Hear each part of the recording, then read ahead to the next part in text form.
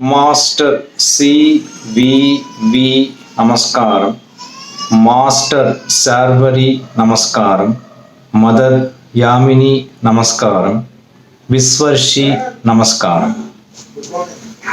నేను ఇప్పుడు చెప్పబోయేది శక్తిపాతం మీద పత్ర సమర్పణ. దీనికి నేను పెట్టుకున్న పేరు యోగ జీవనమే అనంత ప్రాణధారాపాతం. గురువుగారు ముందు మాటలను స్పందనతో మొదలుపెట్టారు. ఇది మన స్పందన ప్రతిస్పందనల కోసమే తప్ప మరొకటి కాదు అని నాకు అనిపిస్తున్నది. ఈ పుస్తక ఆవిర్భావం 1996, అంటే సుమారు 24 సంవత్సరాల ముందు. నేను అప్పటికి ఇంకా యోగంలో చేరలేదు, 3వ ముద్రణ ఇది. ఆ సమయంలో చదివి బాగానే ఉందనుకున్నాను తప్ప అనుభవము అనుభూతి అన్న పదాలకు నిర్వచనం అన్వయం తెలియనటువంటి స్థాయి నాది. ఇప్పుడేదో బాగా ఉన్నదని కాదు, కానీ కొంత పరిణితి సమస్థితి చవిచూసిన వాడిని కనుక 2 ముక్కలు ఈ పుస్తక ప్రాశస్త్యం గురించి సాహసిస్తున్నాను. ప్రాణం మనిషికి బ్రతుకునిస్తే స్పందన విలువనిస్తుందన్న బరువైన వాక్యాలతో మొదలైంది ఈ పుస్తక పరిచయం.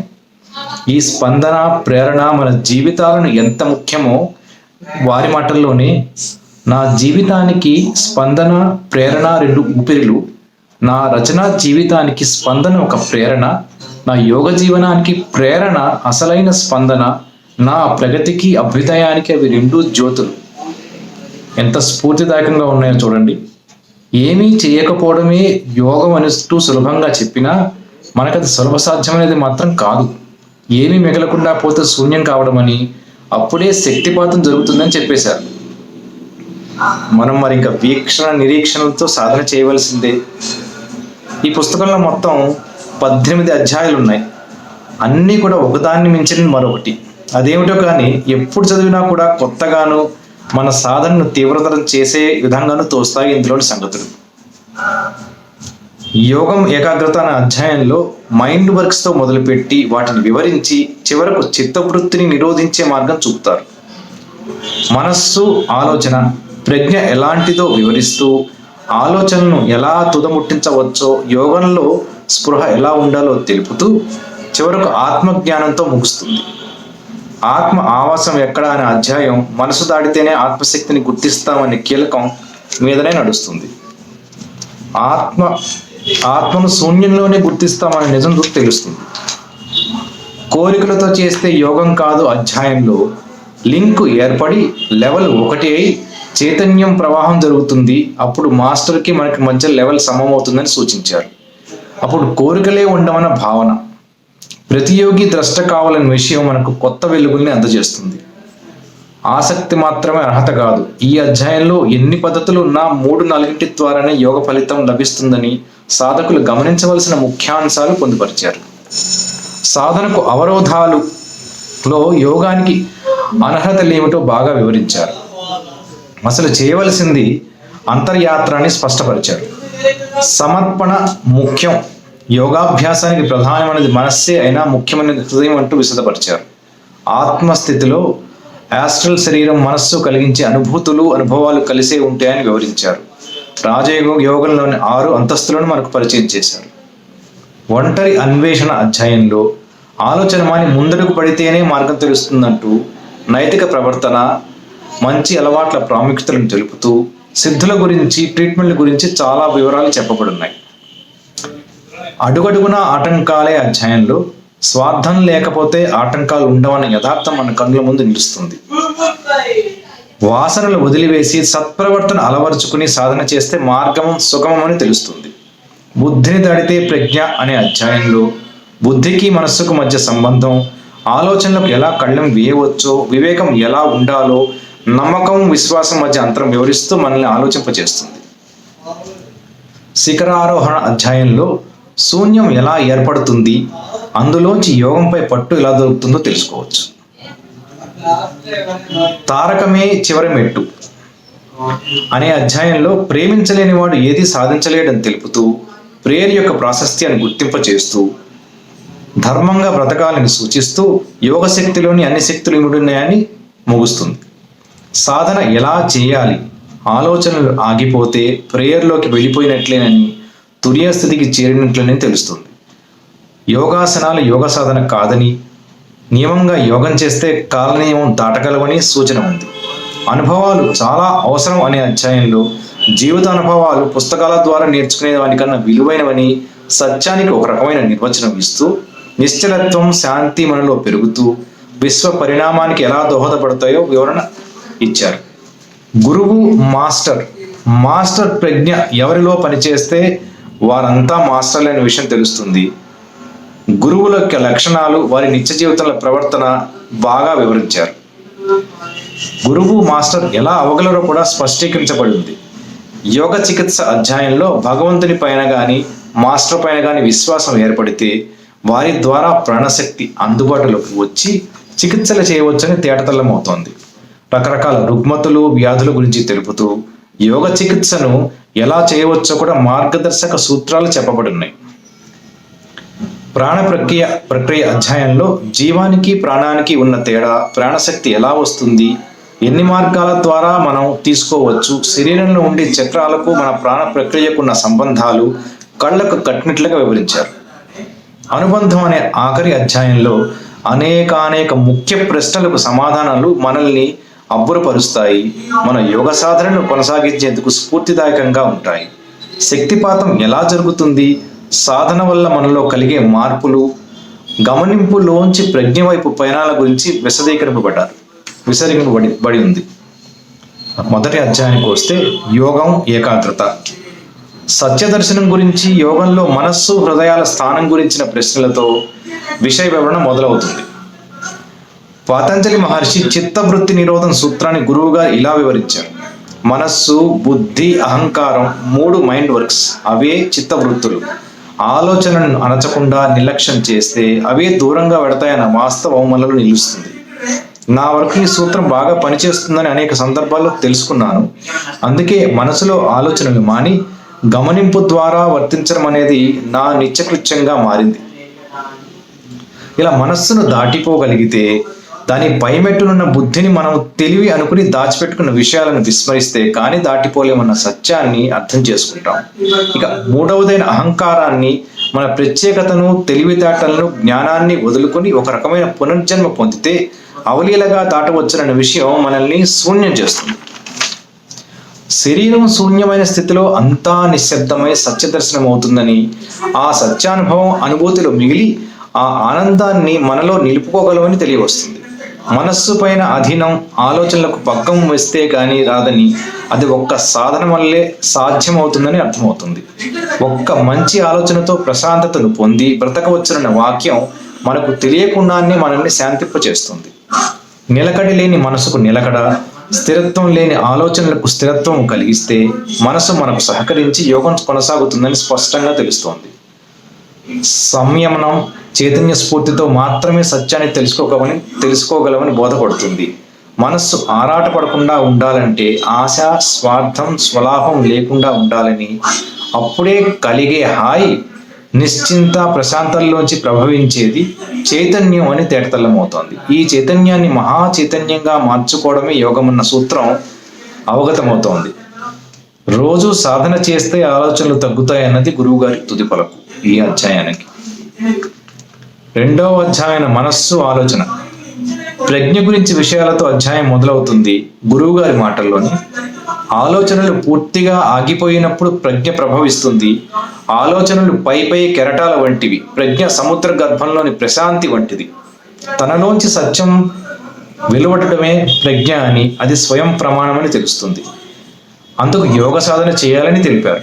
ఆలోచనలు మంచివైనా చెడ్డవైనా ధ్యానం వేడికి ఆవిరిలై అంతమొందుతాయని నిజం తెలుస్తుంది. ఆలోచనలు ఎలా ఆపాలో చాలా విపులంగా చెప్పారు కొన్ని వాక్యాలు. ముందుగా ధ్యానంతో సబ్ కాన్షియస్కి వెళ్ళి ఆలోచనల మొదలైన పీకి పారేయాలి. అప్పుడు మనస్సు మన అధీనంలోకి వస్తుంది. ఆలోచనలు బయటకు వచ్చే గుమ్మం నుంచి మనం లోపల ప్రవేశించకూడదు. అవి మనల్ని లోపలికి చొరబడనీయవు. వెనుక వైపు నుండి ప్రవేశించాలి. ఈ విషయం నాకు వినూత్నంగా అనిపించింది. సాక్షి మాత్రంగా గమనిస్తూ ఉండు అని మామూలుగా చెప్తారు, కానీ ఇలా వేరే మార్గం ద్వారా మనం మన లోపల చేరుకోవడం అనేది జటిలమైన పనికి సులభ సాధన. ఇది చదివిన కొన్ని రోజులు ఈ భావన పైన సాధన చేశాను. రోజు కాకపోయినా అప్పుడప్పుడు ఈ సాధన చేస్తూనే ఉన్నాను. ఆలోచనలు లెక్క చేయకుండా సాధన చేస్తే సముద్ర గర్భం ప్రశాంతి తెలుస్తుందని, తరంగాల ధ్వని వినపడక మనస్సు నిశ్చలం అవుతుందని అర్థమవుతుంది. ఒక రకంగా మనస్సు అవతల తీరం చేరుకుందనే చెప్పుకోవచ్చు. ఆలోచనలకు చైతన్యానికి ఉన్న సంబంధం వివరంగా చెప్పారు గురువుగారు. పూర్తిగా చైతన్యం కలగడం అంటే మహాప్రశాంతి, నిశ్శబ్దం, శూన్యం ఏర్పడమేనని మనకు తేటతెల్లమవుతోంది. ఒక్కసారి హృదయం చైతన్యపూర్ణమైతే ఇక ముందు మార్గం కనిపించదని, అది ఆనంద స్థితి అని వర్ణించబడింది. ఈ అధ్యాయంలో వివరించబడ్డ అంశాలన్నీ మనకు తెలిసినట్లే ఉన్నా ఆచరణకు వచ్చేసరికి కష్టసాధ్యం అనిపిస్తాయి. మన సాధన తొలి దశలో నేను కూడా పుస్తక పరిజ్ఞానంతో ధ్యానం మొదలుపెట్టాను. ఒక బిందువు మీదనో, ఒక జ్యోతి మీదనో, నుదురు కళ్ళు కలిసే భ్రూమధ్యం పైన ఇలా రకరకాలుగా ధ్యానం చేసేవాడిని. మాస్టర్ యోగంలో అడుగు పెట్టకముందు ఇదంతా. ఒకసారి సత్యయోగంలో ప్రవేశించగానే గురువు గారు ఇచ్చిన దీక్ష, వారు అందించిన స్ఫూర్తి, వీటిని ఊతగా తీసుకుని పాతపాటినన్నింటినీ మర్చిపోయి సాధన మొదలుపెట్టాను. కొనసాగిస్తూనే ఉన్నాను. ఆత్మ ఆవాసం ఎక్కడ? ప్రేయర్, మెడిటేషన్, ధ్యానం వీటి వల్ల మనకేమన్నా లాభం కలుగుతుందా అన్న దృష్టి మనలో చాలా మందికి ఉంటుంది. గురువుగారు ఇదేమన్నా వ్యాపారమా, లాభ నష్టాలు లెక్కించడానికి అని చొరక వేస్తూ మొదలుపెట్టారు విషయ వివరణని. యోగం తెలుసుకోవాలన్న వారికి మాత్రమే యోగం చేయకపోవడం వల్ల నష్టం, అవసరం గుర్తిస్తారని తెలిపారు. ఆత్మ అంటే చాలా మందికి కాషాయ బట్టలు ధరించి తిరిగే సన్యాసులు, గడ్డాలు పెంచుకునేవారు గుర్తుకు వస్తారని, బ్రహ్మచర్యం వల్ల అదనపు శక్తి ఏది ఉండదని విశదపరిచారు. సత్యం తెలుసుకోవాలంటే ఆత్మను ఆశ్రయించాలని, అది మనలోనే ఉంటుందన్న యథార్థాన్ని చెప్పారు. మనస్సును దాటితేనే ఆత్మశక్తిని గుర్తించగలమని, స్వీయ సాధనే దీనికి సూటి మార్గమని వివరించారు. యోగంలో జరిగేది ప్రాణక్రియ అని, అన్వేషణ ఆత్మ ద్వారా అందుకోవాలని తెలుస్తుంది. యోగిని ఎలా గుర్తించవచ్చు అన్న ప్రశ్నకు సమాధానం వారి మాటల్లోనే, సత్యాన్ని దర్శించి ఆనందాన్ని అనుభవించిన వ్యక్తిని చూడగానే మన మనస్సులో పెద్ద బరువు తీరినట్లు అనిపిస్తుంది. ఆకర్షణ, ఇష్టం కలుగుతుంది. హృదయం చల్లబడుతుంది. మాటలలో చెప్పలేని తృప్తి. గురువుగారి నాకు ఈ విషయంలో పెద్ద ఉదాహరణ. ఆయన నన్ను ఎప్పుడు కలిసినా కూడా నా లోపల ఏమీ ఉండేవి కావు. తృప్తితో మాట్లాడి తిరిగి వచ్చేవాడిని. మనకు ఏమీ తెలియకపోయినా అవే తెలుస్తాయన్న ధైర్యం గుండె నిండా నింపుకొని సాధన కొనసాగిస్తూ ఉండేవాడిని. ఇప్పటికీ కొనసాగిస్తూనే ఉన్నాను. మనకు జ్ఞాన దృష్టి ఉంటే ఆత్మ ఆలంబన అవుతుందని, ఈ ఆత్మను శూన్యంలోనే వెతకాలని, దీనికి ప్రేయర్ చాలా అవసరమని తెలుస్తోంది. శక్తి మంత్రంలో కాదని, సిద్ధి పొందడంలో ఉంటుందని, సిద్ధులకు ఆత్మశక్తి చాలు వాక్శుద్ధిని ఇవ్వడానికని చెప్పారు. ప్రేయర్కు అసలు అర్థం ఏమీ కోరకపోవడమే అన్న గొప్ప సూత్రాన్ని అందించారు. పరిణామంలో పరిణితి చెందితే సృష్టిలో, జగత్తులో పరిణామం వస్తుందని, అది శూన్యంలో జరిగి మన చైతన్యంగా భాషించాలని సూటిపాటను చూపారు. మతం మన స్వేచ్ఛను హరించిందని, ఈ యోగంలో ప్రవేశించగానే మనం ఇండిపెండెంటా అన్న గొప్ప విషయం మనకు చాలా స్పష్టంగా అనిపిస్తుంది. ఇండిపెండెంటే. ఈ స్వాతంత్రాన్ని మనం స్వశక్తితో ఎదగడానికి ఉపయోగించాలన్న సూచనతో అధ్యాయం ముగుస్తుంది.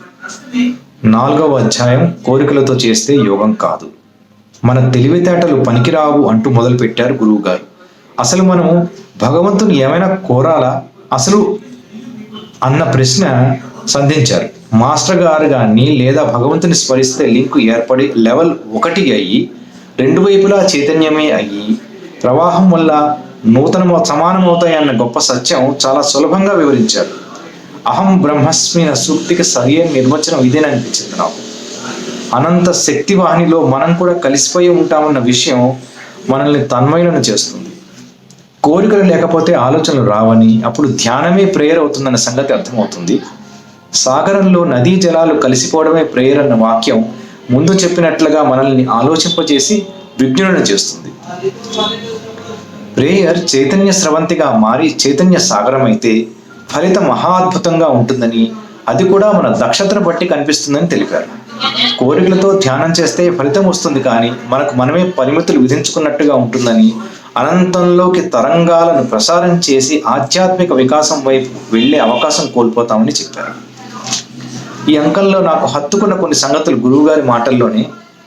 హృదయగతమైంది యోగం, మానసికమైంది తపస్సు, ఈ రెంటికి అతీతమైనది ప్రార్థన, 4వది తురీయ స్థితి. ఈ మాటలు చాలా మనకు నిత్యస్ఫూర్తి కలగడానికి. ఇంకొక చోట సంయమనం పాటించిన వారు మాత్రమే యోగంలో చైతన్య శిఖరాలు చేరగలరంటూ మనకు మార్గదర్శకత్వం చేశారు. ద్రష్ట అంటే ఏమిటి, ఎవరు అవుతారన్న విషయానికి గురువుగారి వివరణ: ప్రతి యోగి ద్రష్ట కావాలి, అంతే యోగికి పరమ లక్ష్యం. ద్రష్ట అంటే కాలం అంచుల వరకు దృష్టిని సారించడం, భవిష్యత్తును శాసించగలగడం. ఇక్కడ కర్మ సిద్ధాంతం వీగిపోతుంది. పూర్వ జన్మ కర్మల వల్ల ఇప్పుడు అనుభవిస్తున్న బాధలు ద్రష్ట అయిన యోగి తొలగించుకోగలడు. యోగి విధిని మార్చగలడు. బ్రహ్మ గీచిన గీతల్ని తుడిచి కొత్త గీతలు గీయగలడు అన్న వాక్యాలు మనల్ని ఉత్తేజపరుస్తాయి. నా భావన కూడా అదే. మనకు అసాధ్యమైనది ఏది లేదని, అన్నీ మన చేతుల్లోనే ఉన్నాయని విశ్వసిస్తాను. ఆ ప్రకారమే నా పనులను నిర్వర్తిస్తూనే ఉంటాను. ప్రేయర్కి అంత శక్తి ఉందా అన్న ప్రశ్నకు అనంతమైన శక్తి ఉందని సూటిగా సమాధానం ఇచ్చారు. సరెండర్ కావడం అంటే ఏంటో వారి మాటల్లోనే: భక్తితో హృదయాన్ని నింపుకొని మనం ఏమీ కాము అన్న భావనతో శూన్యం చేసుకోవడమే సమర్పణ. అదే సరెండర్ కావడం. గురువుకు సరెండర్ కావడం అంటే మన అహంకారాన్ని పూర్తిగా వదిలిపెట్టడం. సమర్పణ చేయడం అంటే ఎవరికి ఏదో ఇవ్వడం కాదని, మనలోని అహాన్ని వదులుకోవడం అనే. ఈ విషయం నా వరకు శిలాశాసనం. 5వ అధ్యాయం ఆసక్తి మాత్రమే అర్హత కాదు, సాధకునికి కావలసిన లక్షణాలు వివరించారు. ఈ అంకానికి ఉన్న ముఖ్య ఉద్దేశం కూడా ఇదే. ఆసక్తి ఒక్కటే సరిపోదని, మనం ఎందుకు పుట్టి ఏమి సాధించి ఎటువైపుగా సాగాలి అన్న ప్రశ్నల ఆవశ్యకత తెలియజెప్పారు. ఎక్కడైనా సాధన పద్ధతులు 112 అని, అందులో ఏ 3-4 పద్ధతులు సాధన చేసినా అన్ని యోగాల ఫలితాలు లభిస్తాయని, సాధనతో పరాకాష్ఠకు చేరితే మిగిలిన వాటి రహస్యాలు అప్రయత్నంగా తెలుస్తాయని సాధికారికంగా వివరించారు. లక్ష్యాన్ని సాధించి గమ్యం చేరాలన్న పట్టుదల, దీక్ష ఉంటే దక్షత ఏర్పడుతుందని సూచించారు.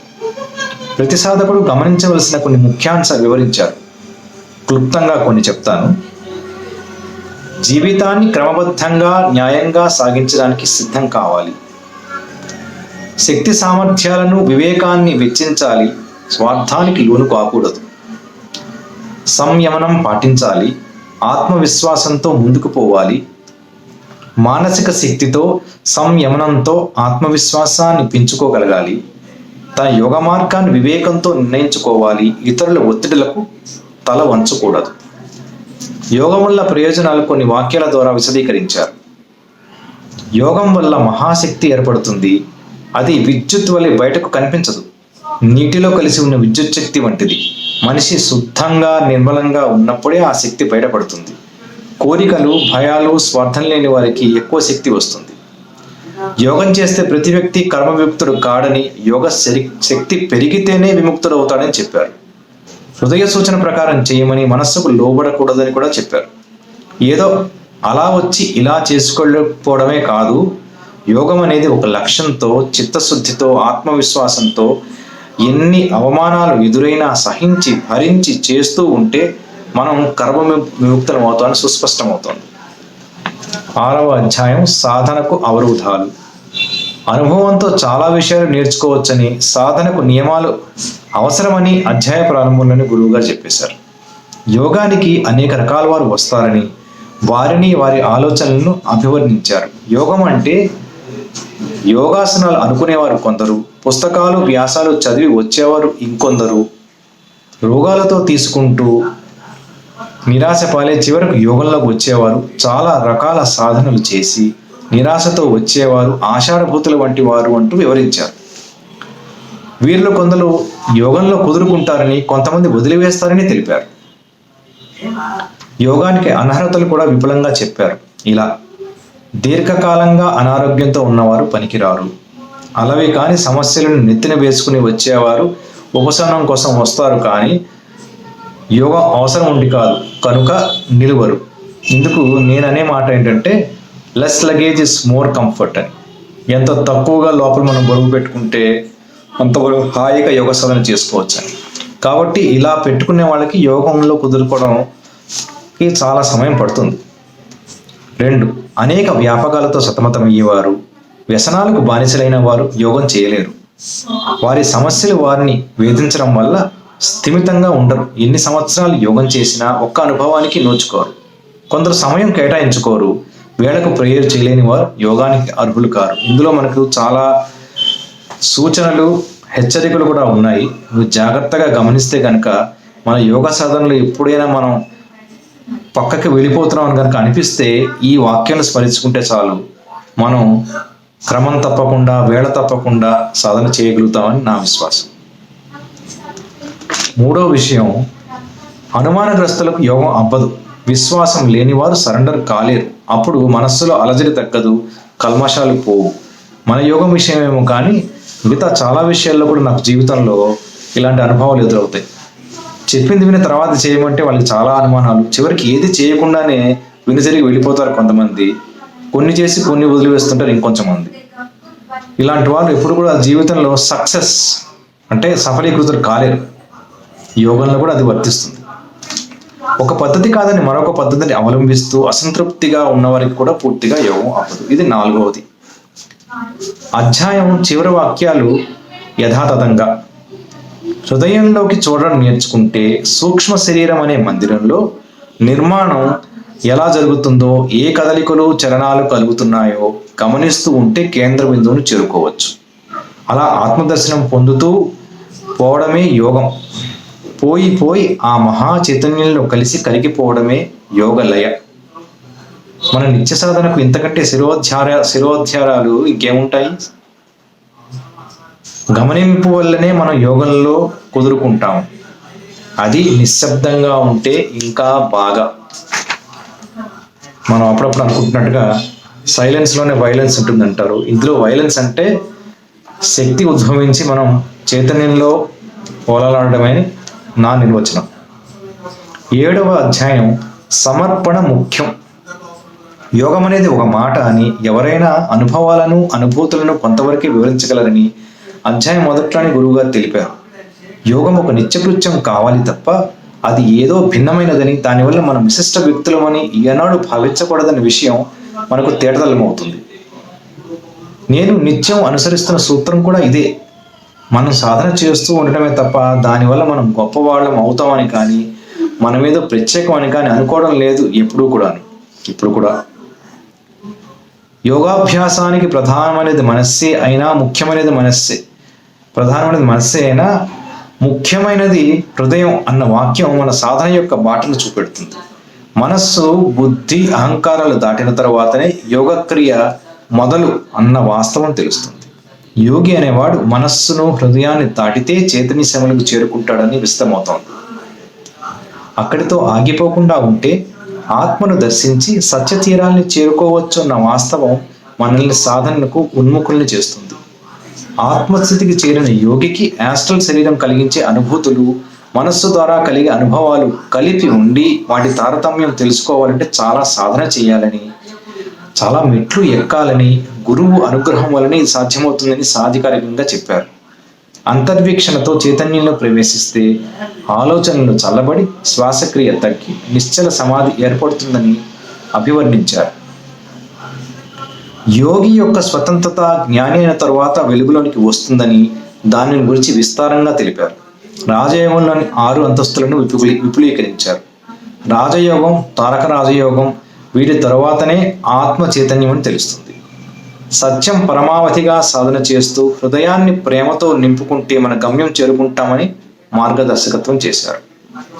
ఆత్మశాంతిని కోరి యోగం చేస్తే ఆత్మశాంతే కాదు, ఆనంద స్థితికి చేరుకోవచ్చు. యోగం కల్పవృక్షం, చేదు ఫలాలను కాయదు. ఈ వాక్యాలు మనము నిత్యం స్మరణ చేసుకుంటూ నేను సాధన చేస్తూ ఉంటాను. 8వ అధ్యాయం ఒంటరి అన్వేషణ. ఈ అధ్యాయంలో మన పనులకు ఫలితాలకు అతిగా ఆశించడంతో మొదలుపెట్టి క్షుద్ర పూజలు, దేవతా పూజల గురించి సవివరంగా తెలుపుతూ యోగం ఆత్మ సంబంధి అని తెలియజేస్తూ యోగం దేనికోసం చేస్తామో వర్ణిస్తూ రకరకాల శక్తుల గురించి వివరణ, జబ్బులను నయం చేయడం, శక్తులపైన కొద్ది వారికి ఉన్న మోజు, కొందరుకున్న మోజు, సాధనకు వ్యామోహాల ద్వారా వచ్చే ఆటంకాలు, సిద్ధుల విషయక సంగతులు, పూర్ణత్వం, కర్మల పరిపాకం ఇత్యాది విషయక జ్ఞానం మనకు తెలుస్తుంది. ఎన్నో విషయాల సారాంశం ఇందులో పొందుపరిచారు. యోగం జీవితంలో ఒక భాగం అనుకుని సాధన చేయాలన్న సూచన అన్ని అధ్యాయాల్లోగానే ఇందులో కూడా ఉంది.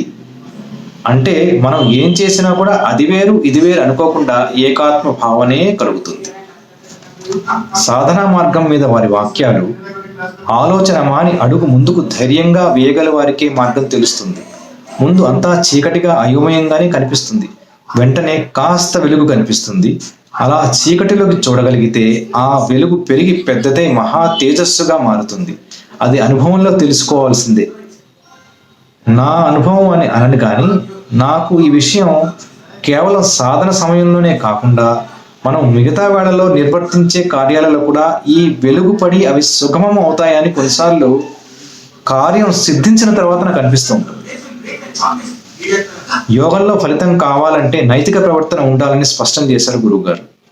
మానసికంగా ఉంటే జిజ్ఞాస అని, అనుభవానికి అందితే జ్ఞానం అని చాలా సులభంగా చెప్పేశారు. యోగానికి సాధనకు ఆరంభమే కానీ అంతం లేదని నొక్కి వక్కాణించారు. యోగశక్తి విశ్వవ్యాప్తము, లక్ష్యం సార్వజనీయత అని మనకు అర్థమవుతోంది. యోగ సాధన వలన జీవితం ప్రశాంతమై ఒక విధమైన నిర్లిప్తత ఏర్పడి ఏ పనుల్లోనూ తొట్టుబాటు ఉండదని, కార్య విముక్త పోతుందని, అసంభవాలు ఉండవని తేటతలమవుతోంది. పూర్వకర్మలు అనుభవించాలని, అయినా యోగం వల్ల చాలా కర్మలు రద్దవుతాయని, కొద్దిపాటి కర్మశేషం మనం అనుభవించక తప్పదని తెలిపారు. యోగ చికిత్స గురించి క్లుప్తంగా చెబుతూ ఈ అధ్యాయం ముగుస్తుంది. 9వ అధ్యాయం అడుగడుగునా ఆటంకాలే. ఆటంకాలు, అవరోధాల గురించి వివరంగా చెప్పారు. స్వార్థం, స్వప్రయోజనం లేని ఆలోచనలకు ఆటంకాలు ఏర్పడవని, అలాగే పరహితాన్ని, పరప్రయోజనాన్ని కోరినప్పుడు ఆటంకాలు కలగవని తెలిపారు. విషయం ఎంత సులభంగా చెప్పినా అమలు కష్టసాధ్యమని అనిపిస్తూ ఉంటుంది. మనకి యోగ సాధన ప్రారంభంలో మన స్వార్థం తగ్గుతుంటే అభివృద్ధి కలుగుతుందని నా స్వీయానుభవం. నేను కాకుండా పోయి సాధన మాత్రమే మిగులుతుందన్న జ్ఞానం నాకు అప్పుడప్పుడు కలుగుతుంది. ఆత్మ ప్రగతికి ఏర్పడే ఆటంకాలను వాసనలను అంటారని తెలుస్తుంది.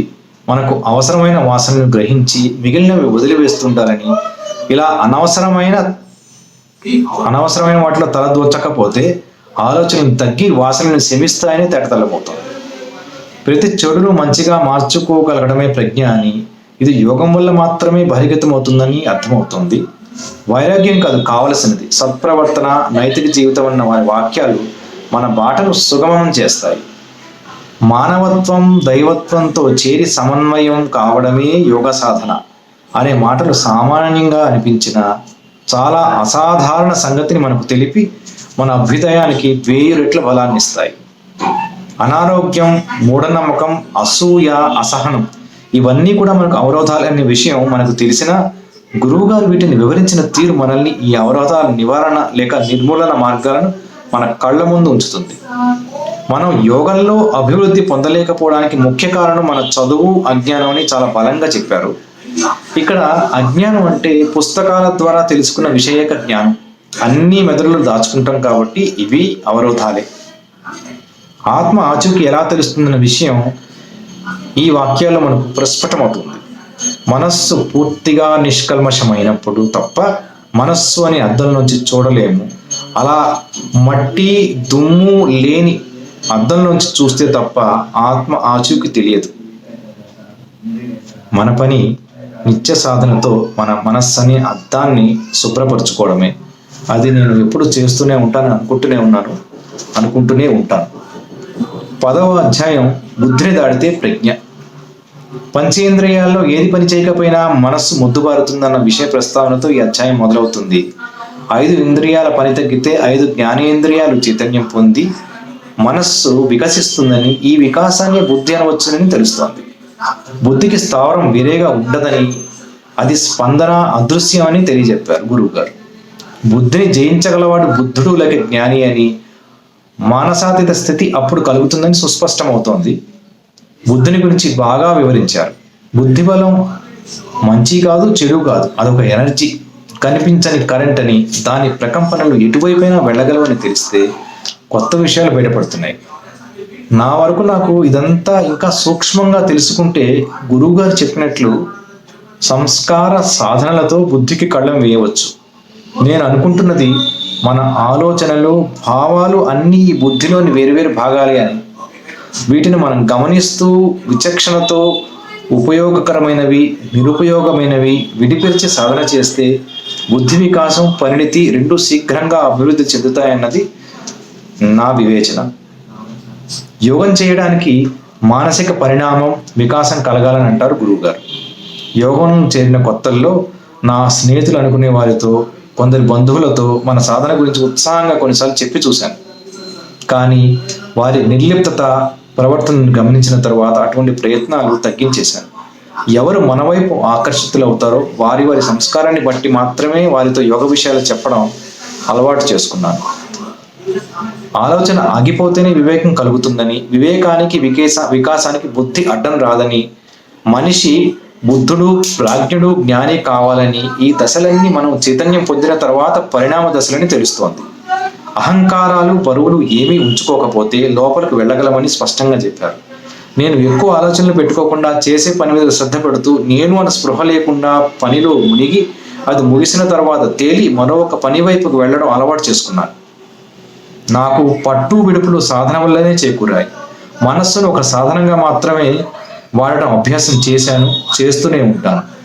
నాకు ఇది అత్యావశ్యకమైన సాధన కూడా. 11వ అధ్యాయం శిఖరారోహణం.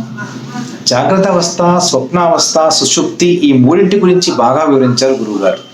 జాగ్రత్త అవస్థ అంటే మెలకుని ఉన్నప్పుడు మనకు పంచేంద్రియాలు ఆసరా కావాలని, స్వప్నావస్థలో మనసు మాత్రమే పనిచేస్తుందని, సుషుప్తిలో మనసును దాటుతామని తేటతెల్లమవుతోంది. ఒక అవస్థ నుంచి మరొక అవస్థలోకి పరిణమిస్తున్నప్పుడు శూన్యం కలుగుతుందని, అది దాటాలని తెలిపారు గురువు గారు. అది శూన్యమైన కూడా స్మృతిలో మెదులుతుందని కూడా చెప్పారు. ఇప్పుడు నేను ఆలోచిస్తూ ఉంటే దీని విధానం కొంత ఆవిష్కారం అవుతుంది నాకు. మనం మెలకువలోంచి నిద్రలోకి జారుకుంటున్నప్పుడు ఒక రకమైన శూన్యస్థితి అనుభవం అవుతుంది. ఇంకా పూర్తిగా నిద్రపోకుండానే ఒక్కోసారి కలలు కంటూ ఉంటాం. మళ్ళీ కొద్దిసేపటికి మెలకువ వస్తుంది. ఏవో కొత్త విషయాలు లేదా పాతవే కానీ కొత్త దృక్పథాలు తెలుస్తాయి. మనసు ఇలాంటప్పుడు పనిచేయదు కనుక మనకు అన్నీ గుర్తుకు రావు. అలాగే గాఢ నిద్రలోంచి కలల్లోకి జారుతూ మళ్ళీ మెలకువ వచ్చి సంధ్యావస్థలో కూడా తిరిగి ఇటువంటి ప్రక్రియే జరుగుతుంది. ఒక్కొక్కసారి మంచి ఉత్సాహభరితంగా లేచి కూర్చుంటుంటాను కూడా నేను. ఇవన్నీ నాకు కలిగిన అనుభవాలు. వీటిని అన్వయింపు ఇలా చేద్దామని అనుకున్నాను. గురువు గారు రాసిన ఈ వాక్యాలు నా స్వీయానుభవంలోనివే అనిపిస్తాయి. ప్రజ్ఞ కలిగిన వారు మాత్రమే ఆలోచనల్ని, అనుభూతుల్ని దాటిపోగలరు. సుషుప్తిలో జీవించడమే గొప్ప అనుభవం, అదే దివ్య జీవనం. ఈ 3 స్థితులను, భూమికల్ని దాటించి 4వదైన తురియ స్థితికి చేర్చగలిగేది యోగం. నేను ఇంకా ప్రారంభ దశలోనే ఉన్నా. ఇటువంటి తరగతులు 100కి 100 మార్కులు సంపాదిస్తుంటే ఇంకా పై తరగతులు వెళ్ళడం సులభమవుతూ ఉంటుందని మాత్రం నాకు అర్థమవుతోంది. తురీయమై మహా చైతన్యం అని, ఈ స్థితికి చేరిన వారు తారక రాజయోగులైనట్లే అన్న మాటలు ఎంతో స్ఫూర్తిదాయకాలు. 12వ అధ్యాయం తారకమే చివరి మెట్టు. లోదృష్టి కావాలంటూ మొదలుపెట్టి వైరాగ్యం బొత్తిగా పనికిరాదనేశారు గురువుగారు. కావలసింది ప్రేమ అని స్పష్టంగా చెప్పారు. సాధన, ధ్యానం, ప్రేయర్ల అంతరం తేలికగా అర్థమైనట్లుగా ఉన్నది. కానీ వారి వివరణతో ఇంకొంచెం ఆలోచిస్తే కానీ అర్థం కాదు. మహా చైతన్యంతో ఒక అణువు మారి అనంత శాశ్వత స్థితిని అనుభవించడమే సృష్టిలోని మహత్తరమైన స్థితి అనే రహస్యం విప్పేశారు. మరొక్క మారు వారి మాటల్లోనే, మహా చైతన్యంలో ఒక అణువుగా మారి అనంత శాశ్వత స్థితిని అనుభవించడమే సృష్టిలోని మహత్తరమైన స్థితి. పుస్తకాల ద్వారా మనకు దొరికేది అనుభవం కాదని తెలియచేశారు. ధర్మంగా బ్రతికితే చాలని మార్గం చూపించారు. ఆలోచనలకు కోరికలకు ఉన్న సంబంధాన్ని వివరంగా చెప్పేశారు. యోగం గంటసేపు చేసి మర్చిపోవాలని, చేసిన దాని ఫలితం గురించి ఆలోచించకూడదని, లేకపోతే అభివృద్ధి కలగదని చెప్పారు.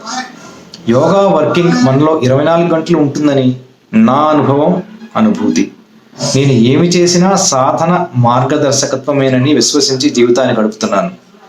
ఏది నాది కాదని, నేనొక మీడియం మాత్రమేనని స్థిర నిశ్చయంతో నేను ఏ పని చేసినా అది విజయవంతం అవుతుందని నా అనుభవంలో ఉన్న విషయమే. నేనే చేశానన్న అహంకారం అణుమాత్రం పడచూపిన నిరుత్సాహాన్ని కూడా అనుభవించాను. అంటే ఆ పనులు బాగా జరగలేదు నాకు. యోగ సూత్ర వివరణ చదివిన తర్వాత ఆశలపైన, ఆలోచనలపైన ఆసక్తి లేకుండా ఒక రకమైన ఉదాసీనత కలుగక మానదు. ఈ ఉదాసీనత ఒకప్పుడు నాకు కొన్ని పనులు చేయడానికి కూడా మనస్సును ఊతనివ్వకుండా చేస్తుంది. పూర్తిగా ఫీలింగ్ బట్టి పనులు వర్తించాలంటే కష్టమే మరి. అయినా సరే అటువంటి ప్రయత్నమే చేస్తుంటాను నేను. సఫలీకృతం కావడం కాకపోవడం మన బట్టే ఉంటుంది. లోపల శూన్యాన్ని నింపుకుని యోగశక్తిని దానిని చేయనివ్వగలిగితే సత్ఫలితాలు చవి చూస్తాం. ఇవన్నీ కూడా నేను అనుకున్న మాటలు. ఈ అధ్యాయం చదివిన తర్వాత నాకు తోచిన సంగతులు. 13వ అధ్యాయం సాధన ఎలా చెయ్యాలి. అధ్యాయం మొదట్లోనే ప్రేయర్ వివరణ ఉంది. శరీర స్పృహ ఉన్నంతసేపు ధ్యానమని, ఆలోచనలు ఉన్నంత వరకు ధారణ ప్రయత్నం ఉంటుందని తెలిపారు గురువుగారు. వారి మాటల్లోనే ఆలోచనలు ఆగిపోయి నిరామయ స్థితి ఏర్పడితే ప్రేయర్లోకి వెళ్ళిపోయినట్లు, అప్పటికి 3 స్థితులను దాటి తురియ స్థితికి చేరినట్లు. అంతా శూన్యమై వెలుగుమయం అయితే మనం సాధించేది నిజమైన యోగం అవుతుందని, దానికి అంతం ఉండదని తెలుస్తుంది. త్వమేవాహం స్థితి ఎలా కలుగుతుందో కూడా వివరించారు. ఇక్కడ ప్రక్రియ ఏమిటంటే, కాలానికి దూరానికి అతీతమవుతాము. హద్దులు పోయి, సరిహద్దులు చెరిగిపోయి ఆత్మతోనే సర్వం అనుభవించి చెందే స్థితి. పరమాత్మతో మమేకం అవుతాం. ఇక్కడ నావి కొన్ని మాటలు. ఒక విషయంతో లేదా శాస్త్రంతో పోలుస్తాను. ఈ సరిహద్దులు చెరిగిపోవడం అనేది నాకున్న కాస్త రోదసి పరిజ్ఞానంతో. భౌతికంగా కాంతి కంటే వేగవంతమైనది సృష్టిలో లేదు. ఎన్నో కోట్ల సంవత్సరాలైతే కానీ ఒక చోటు నుండి ఇంకొక చోటికి అనేక సౌర కుటుంబాలను, పాలపుంతలను దాటుకుంటూ వెళ్ళడం సాధ్యపడదు.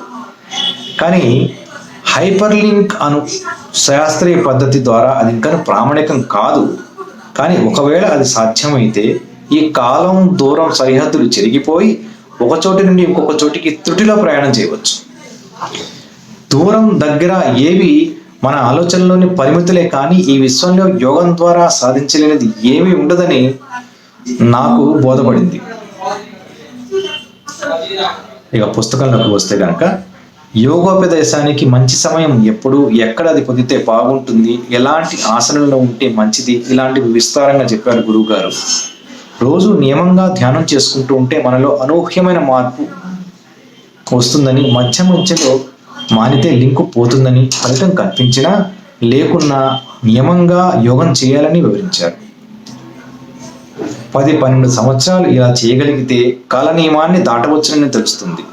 ఆలోచనలు ఆగిన తర్వాత యోగం చేయడం అనేది సముద్రంలో అలలు తగ్గిన తర్వాత స్నానం చేయడం వంటిదని ఉపమానం ఇచ్చి సాధనను నిరాటంకంగా కొనసాగించమన్నారు చివరి వాక్యాలు.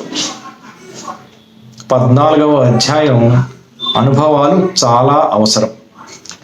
మనం అభివృద్ధిని సాధిస్తున్నామని ఎలా తెలిసేదన్న ప్రశ్నకు ఇందులో జవాబులు, సమాధానాలు మెండు. మనం అనుభూతులను గుర్తించడం సాధారణంగా అని చెప్తారు గురువు గారు. గుర్తించం.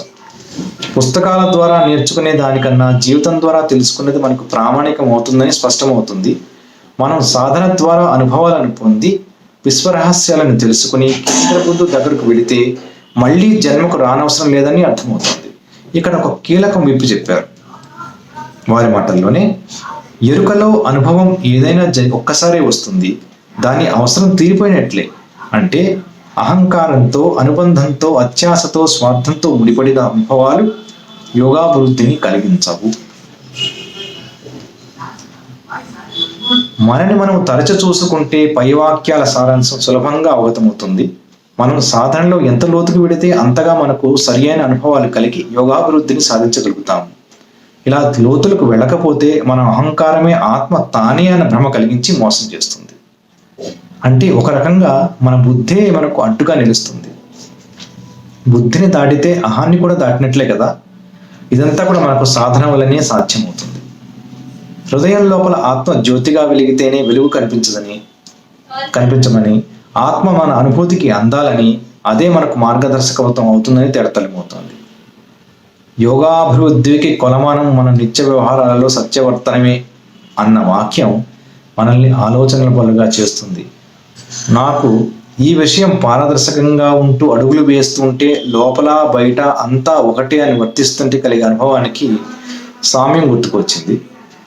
ఇంకొక రకంగా చెప్పాలంటే మనసా వాచా కర్మణ జీవించగలిగితే మన సాధన జీవితం సరైన త్రోవలో పడినట్లే. ఇది నేను ఎప్పుడూ స్మరించుకుంటూనే ఉంటాను. స్వతంత్రించడం అంటే గురువుగారి మాటల్లో మనం సత్యం దాపులకు చేరడం అంటే అన్నింటా స్వతంత్రించగలగటమే. అంటే ఇతరులపైన ఆధారపడకుండా హృదయం చూపిన త్రోవలో నడవడం. అప్పుడు బాధ్యత ఉండదు. ఒకానొక అదృశ్య శక్తికి మనం అనుబంధం అయినట్లు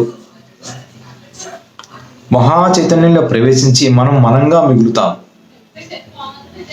మనకు స్వతంత్రం అంటే ఎవరు మనల్ని ప్రశ్నించకూడదని, మనం ఇష్టం వచ్చినట్లు చేసుకోవచ్చునని, ఎవరికి లొంగనవసరం లేదని సామాన్యంగా అర్థాలు తోస్తాయి. కానీ పైన చెప్పబడిన వాక్యాలు మనల్ని ఆశ్చర్యచకితుల్ని చేస్తాయి. అనవసరమైన బరువులు బాధ్యతలు వదులుకుంటే సత్యం వైపు నడక సాగి చైతన్యం పొందుతామని తెలుస్తుంది. అహంకారమే లేనప్పుడు అనుభవమే అనంతంగా, ఆనందమే పారావరంగా పరిణమిస్తుందని మార్గనిర్దేశనం చేశారు గురువుగారు. మనం హృదయంలో అనుభవించిన నిశ్చలత్వం, శాంతి మన ద్వారా ప్రపంచానికి అందినప్పుడు లోకానికే కాదు మానవ వికాసానికి తోడ్పడతాయన్న యథార్థం మనల్ని ఇంకా తీవ్ర సాధన చేయాలని ఉత్సాహపరుస్తుంది. 15వ అధ్యాయం గురువు మాస్టర్. ఈ అధ్యాయంలో గురువు మాస్టర్ల గురించిన వివరాలు చాలా పొందుపరచబడి ఉన్నాయి. మాస్టర్ ప్రజ్ఞ ఎవరిలో పనిచేస్తే వారంతా మాస్టర్లేనని, ఒక దీపం ఆధారంగా వెలిగిన దీపాలు అన్నీ దీపాలని చెప్పేశారు. వీళ్లకు ఉండే లక్షణాలు, వారి ప్రవర్తన, నడవడిక ఇత్యాది విషయాలు 13 అంశాల ద్వారా సులభంగా తెలిపేశారు గురువు గారు. క్లుప్తంగా వీటిని ముచ్చరించుకుందాం. 1. జన్మతః సంపూర్ణ సిద్ధి పొంది వచ్చిన మాస్టర్లు. వీరు స్వీయ ప్రజ్ఞతోనే సూక్ష్మ లోకాలలో సంచరించి మహాత్ముల నుండి సందేశాలు గ్రహించగలరు. 2. గురువుకు బంధాలు ఉండవు. 3. గురువు ఏ ఒక్క మతానికి, సిద్ధాంతానికి చెందడు. 4. గురుస్థానంలో ఉన్న వ్యక్తి పవిత్రంగా జీవిస్తాడు. 5. ప్రాపంచిక సుఖభోగాలపైన, సంపదపైన అభిమానం ఉండదు. 6. గురువైన వ్యక్తికి ఎందరు ఉన్నా ఎవరితోనూ పెద్దగా అనుబంధం పెట్టుకోడు. అంటే తనవారు పరవారు అనే భేదభావం ఉండదు. 7. ఆత్మజ్ఞానం పొంది స్వతంత్రులై స్వప్రజ్ఞ పొందిన తర్వాత మాస్టర్ అవుతారు. వీరు ఏ విషయం పైన వాదించడం, చర్చించడం, విమర్శించడం చేయరు. 8. వీరికి ధనార్జన లక్ష్యం ఉండదు. 9. తమకున్న విద్యను ప్రదర్శించరు. 10. తన విశిష్టతను ప్రదర్శించి బిరుదుల్ని ఆమోదించరు. 11. శరీర వ్యామోహం ఉండదు. 12. నిజమైన గురుబోధ మౌనంగా జరుగుతుంది. ఇక ఆఖరిదైన 13. మాస్టర్లు తమ మార్గాన్ని ప్రతిష్ఠించి సత్య సందేశాన్ని అందజేస్తారు. 16వ అధ్యాయం యోగ చికిత్స. చాలా ప్రశ్నలతో అధ్యాయం మొదలవుతుంది. సమాధానాలు అనుభవంలో కానీ లభించవని గురువుగారు చెప్పేశారు. ప్రశ్నకు సందేహానికి ఉన్న తేడా వివరించారు. మన పొరపాట్లు అలవాట్లై కర్మబంధాలుగా చుట్టుకొని మనం జబ్బులు తెచ్చుకుంటామనే విషయం గ్రాహ్యంగా ఉంది. భగవంతుని పైన, గురువు పైన అచంచల విశ్వాసం ఏర్పడితే వారి ద్వారా ప్రాణశక్తి మన అందుబాటులోకి వస్తుందని అన్న విషయం మనకి చాలా గమనార్హం. ట్రీట్మెంట్ అంటే ఏమిటో చక్కని వివరణ ఉంది.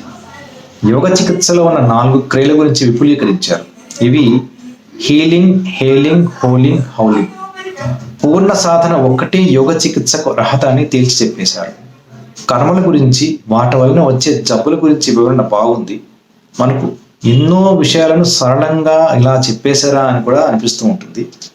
మన చుట్టూ ఉన్న ప్రాణశక్తిని అందిపుచ్చుకోవడమే ఈ జబ్బులన్నింటికి మందని కూడా తెలుస్తోంది. జబ్బులకు నివారణ ప్రకృతి ద్వారా జరుగుతుందని అర్థమవుతుంటుంది. మనస్సు బాధలు వేరన్న విషయ వివరాలు మనల్ని అబ్బురపరచక మానవు. చైతన్యవంతం కావడమే మన పని అన్న తరుణోపాయం ఇచ్చారు. యోగ చికిత్స గురించి పలు వివరాలు ఉన్నాయి ఈ అధ్యాయం నిండా. ఇది ఎవరికి వారు చదువుకుంటే బాగుంటుందని నాకు అనిపించింది. ఇందులోంచి నాకు అవగాహనలో కూర్చిన కొన్ని విషయాలు తెలియపరుస్తాను. సాధన తీవ్రత, రోగి యొక్క సంపూర్ణ విశ్వాసం, అనుకూల మనస్సు చికిత్సకు బలం చేకూర్చి సఫలమయ్యేలా చేస్తాయి. నా ఆలోచన ఏమిటంటే, మన శరీరము, మనస్సు నిత్య సాధన ద్వారా లోపరహితమై ఆత్మవైపుగా మనం పయనిస్తుంటాం. ఈ ప్రక్రియలు రోగాలు, రుగ్మతలు వచ్చి రాలిపోతూ ఉంటాయి. ఇవి అన్నీ కూడా రెక్టిఫికేషన్లో భాగాలే. మనం ఎంత తీవ్రంగా జీవన యోగంలో ముందుకు వెళుతుంటే అంత త్వరగా మన అభివృద్ధి ఉంటుంది. ఇవన్నీ కూడా మనకి తెలుస్తూనే ఉంటాయి, కానీ ఎవరికి వారు అనుభవిస్తున్న కొద్దీ కొన్ని రోజులు, కొన్ని నెలల తర్వాత కానీ నిజంగా మనకు అర్థం కావు. సో ఇవన్నీ అర్థమైనప్పుడు ఇలా చెప్పుకోవాలనిపించింది. ఈ పుస్తకం నాకు ఆ సందర్భం చేకూర్చింది కాబట్టి చెప్పగలుగుతున్నాను. 17వ అధ్యాయం ప్రాణ ప్రక్రియ. ప్రాణం గురించి సవివరంగా చెప్పారు ఇందులో. జీవం వేరు, ప్రాణం వేరు అని మన యోగంలో తేట తెల్లమైనట్లు వేరే ఎక్కడా నా ఎరుకులో అయితే లేదు. మన ప్రాణం అన్నా జీవం అన్నా ఒక్కటే అనే ఆలోచనతో ఉంటాం. అంతకు మించి లోతుకి కిందకి దిగం. జీవం నశింపు లేనిది, లయింపు లేనిది అని చెప్పేశారు గురువుగారు. జీవానికి పుష్టి మన సాధన ద్వారా కలిగి మహాత్మగా ఎదుగుతుందని తెలుస్తుంది. ఇక ప్రాణశక్తి ప్రకృతులు అనేక చోట్ల నుంచి మన వెనక భాగాన ఉండే చక్రాల ద్వారా మనలోకి ప్రవేశించి మనకు ఒక రకమైన చికిత్స జరిగే ప్రాణం నిలుస్తుందని అర్థమవుతుంది. సూక్ష్మ శరీరం, ఈధర గురించి బాగా చెప్పారు. మనలోని శక్తి కేంద్రాలు భౌతిక శరీరంలో కాక ఈధరిక శరీరంలో ఉంటాయన్న వాస్తవం మన అవగాహనలోకి వస్తుంది. అవతల వారికి చికిత్స చేయాలంటే మన సూక్ష్మ శరీరం శక్తిపూర్ణం అయి ఉండాలని నిక్కచ్చిగా తెలిపారు. యోగ చికిత్సకు మామూలు చికిత్సకు ఉన్న తేడాలు చెప్పారు. ఈధర శరీరానికి ప్రాణం ద్వారా చికిత్స చేయడం యోగ చికిత్స కాబట్టి వైద్య శాస్త్రం ద్వారా చికిత్స చేయలేని రుగ్మతులు సైతం యోగ చికిత్సకు లొంగి వస్తాయంటారు గురువు గారు. మనలో ఉండే చక్రాలు, వాటి శక్తుల వివరణ విపులంగా ఉంది. ఈ అధ్యాయం అంతా కూడా ప్రాణం, జీవం, యోగ చికిత్సకు సంబంధించిన అనేక నిగూఢమైన విషయాల ప్రస్తావన విస్తారంగా ఉండటమే కాకుండా వాటినన్నింటినీ మనకు విప్పి చెప్పేశారు గురువు గారు. ఇందులోని సంగతులు చదవడానికి ఎంత బాగున్నా మనంతటా మనం యోగ చికిత్సకు పూనుకోకుండా మన యోగ మార్గంలో మనకన్నా అనుభవం ఉన్న వారి సలహాలను తీసుకుని చేస్తే మంచిదని నా అభిప్రాయం. 18 ఆఖరి అధ్యాయమైన అనుబంధం. అన్నింటికంటే పెద్దది, ఆఖరిది కూడా. మొత్తం 12 ప్రశ్నలు, వాటి సమాధానాల రూపంలో నడుస్తాయి. విషయాలన్నీ చాలా విస్తారంగా ఉంటుంది కాబట్టి కొన్నిటి మాత్రమే నా అవగాహనకు, నాకు అర్థమైన మేర చెప్పడానికి ప్రయత్నం చేస్తున్నాను. మొదటి ప్రశ్నకు సమాధానంగా మనలోని 7 శరీరాల గురించి వర్ణించి ఆయా శరీరాలు పొందితే ఏమవుతుందో తెలిపారు. సమాధికి నిర్వచనం ఒక శరీరం నుండి మరో శరీరానికి ఎదుగుతున్న సమయంలోని మధ్యకాలంలోని సమస్థితి అని చాలా సులువుగా మనకు హత్తుకునే విధంగా చెప్పేశారు. రెండో ప్రశ్నకు బదులుగా మనం యోగ సాధన ద్వారా యోగ శక్తిని అనంతంగా నిత్యం అద్దుకోగలమని తెలుస్తుంది. నా వరకు నాకు ఏ సమయంలోనైనా శక్తి కావలసినప్పుడు అందుతుందన్న విషయం స్వయంగా అనుభవించాను. శారీరకంగాను మానసికంగాను ఎంత అలసిపోయినా ఇంకా మిగులు శక్తి, అంటే ఒక రకంగా శక్తి నిల్వలు కూడా ఉంటాయని అనిపిస్తుంటుంది. దాన్ని ప్లెంటీ ఆఫ్ రిజర్వ్స్ అంటూ ఉంటాను నేను. ఇందులో నా ప్రతిభ, గొప్పతనం ఏమీ లేవని, కేవలం నిత్య సాధన, నియమ జీవన సరళి, అంకిత భావం, నన్ను నేను శూన్యం చేసుకుంటూ వెళ్ళడం లాంటి ఉపకరణాలే ఇందుకు కారణమని తెలుసుకుని నేను అలా మెలుగుతూనే ఉన్నాను. మనస్సు మించి ఆలోచించగలిగితే ఆలోచనలు క్షణంలో శూన్యం చేసుకోగలిగిన వారందరూ యోగా అర్హులే అని మనం తెలిపారు గురువు గారు. సమాధిలో తన్మయ స్థితికి చేరితే అనుభూతులు మిగిలి దానివల్ల బ్రహ్మానందాన్ని సంపూర్ణంగా పొందగలుగుతామని మార్గం చూపారు. యోగానికి లక్ష్యం స్వతంత్రత అని తెలిపారు. ప్రతి ఘటనలకు ప్రతికూలతను దాటుకుంటూ వెళ్ళడమే యోగంలో అభివృద్ధి. మనస్సు దాటిపోగలిగితే తర్వాత మనమేమి ప్రయత్నం చేయనక్కర్లేదన్న సంగతి కొంతవరకు నాకు తెలుసు.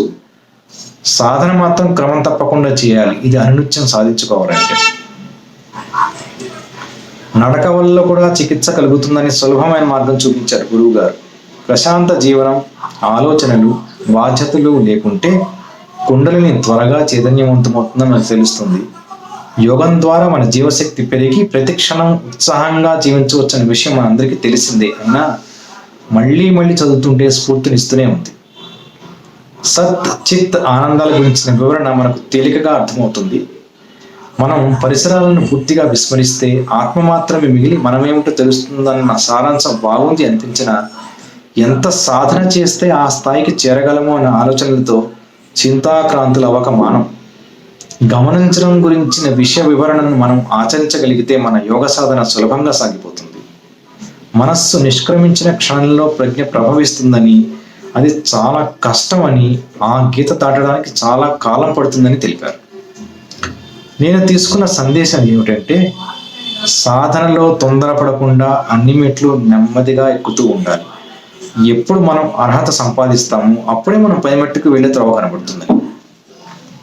పుస్తకం చివరి వాక్యాలు యథాతథంగా ఇక్కడ ఎల్లకాలం గమనిస్తూ ఉండాలని కాదు, అలా గమనిస్తూ ఉంటే భావం నుండి అభావంలోకి, రూపం నుండి అరూపంలోకి, మనస్సు నుండి ప్రజ్ఞలోకి పయనించడం సహజంగా జరిగే పరిణామం.